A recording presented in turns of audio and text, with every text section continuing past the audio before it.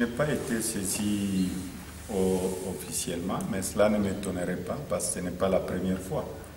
J'ai été traduit en justice en Belgique, c'était une année avant les élections présidentielles de 2011, donc ce n'est pas du nouveau pour moi.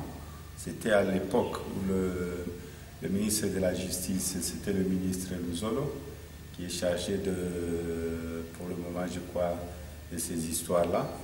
Et je crois ce qui est important pour moi.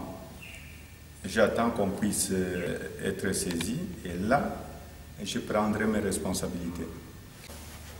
Qu'est-ce qu'on me reproche pour le moment? On ne m'a pas encore saisi officiellement, donc j'attends et je prendrai mes responsabilités. Et à l'époque, c'était quoi?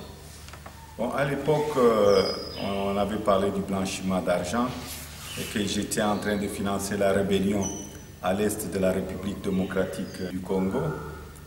Beaucoup de choses. Et heureusement, c'était en Belgique et en Angleterre où il y a eu un non-lieu. Donc, j'ai gagné le procès, donc c'est tout à fait normal. Donc, je ne suis pas étonné. De toute façon, je n'ai rien à cacher. Je n'ai rien à cacher, c'est pour ça que je n'ai même pas postulé en tant que député. En tant que député, la loi est là pour tout le monde. Il y a eu plusieurs commissions, la fraude douanière.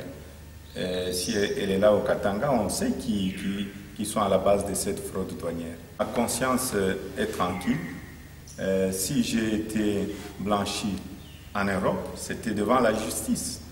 Tout le monde croyait que Moïse Katumbi serait arrêté. Ma conscience était tranquille. Je parle avec toi, ma conscience est tranquille. C'est pourquoi j'ai dit j'attends et je prendrai mes responsabilités. Donc, vous savez, jusque-là, je n'ai pas encore été saisi. Donc je ne peux pas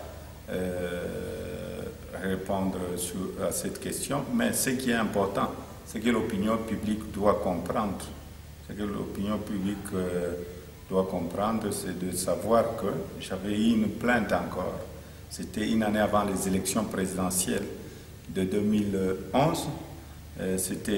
La plainte était, je crois, c'était l'année 2009 à 2010. Et j'ai eu un non-lieu en Belgique et en Angleterre. On m'a traduit en justice par l'État congolais, soi-disant le blanchiment d'argent. C'était aussi financer la rébellion à l'est de la République démocratique du Congo et d'autres choses. Heureusement, c'était en Europe. Et vous vous rappelez, Monsieur Nono, peut-être vous avez une courte mémoire, j'avais même posé ma démission, je voulais partir, la population avait insisté pour que je puisse rester.